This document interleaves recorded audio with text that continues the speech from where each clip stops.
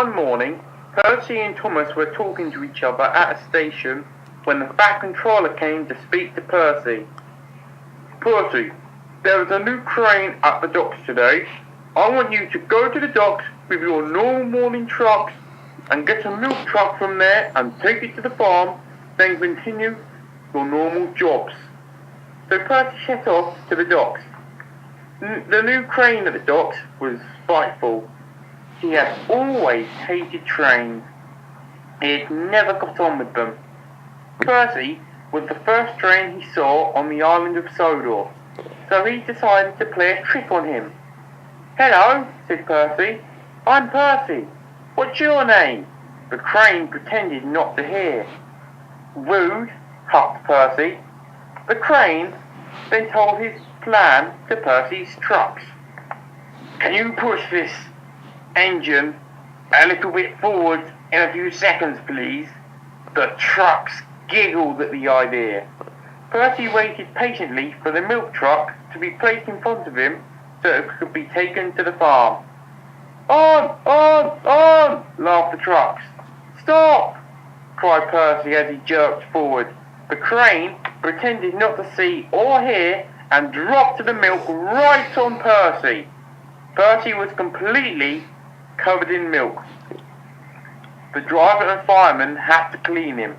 The Fat Controller was most annoyed with Percy. The next day, Percy passed the docks with his normal morning train. The Spiteful crane enjoyed his trick he played yesterday, so he decided to play another one. As Percy passed, he loosened the coupling between Percy and the first truck. Percy then came to a very steep hill. He nearly got to the top, but then there was trouble. The coupling between him and the first truck was too loose and slid off Percy. Percy thought a joke, so he looked back. "Whee!" laughed the trucks. "Oh no!" cried Percy. The trucks jetted down the hill straight for the docks. There was a narrow curve at the end of the line, and the trucks shot straight into it. They came right off the rails and crashed right into the Spiteful crane. The crane came smashing to the ground and was in pieces. Percy quickly charged to the hill to inspect the damage. "Are you okay? I'm sorry about the truck," said Percy. "No, I'm sorry," said the crane. "I made the trucks misbehave. Just please don't tell the Fat Controller I did it." Percy was shocked. He didn't know whether to forgive him or not, but then he saw the Fat Controller was listening to everything. Later that day, the crane was sent for repairs, but it never came back. Percy now felt bad. What if the crane had been scrapped? The next day, Percy chuffed to the station looking glum. "What's wrong, Percy?" asked the Fat Controller.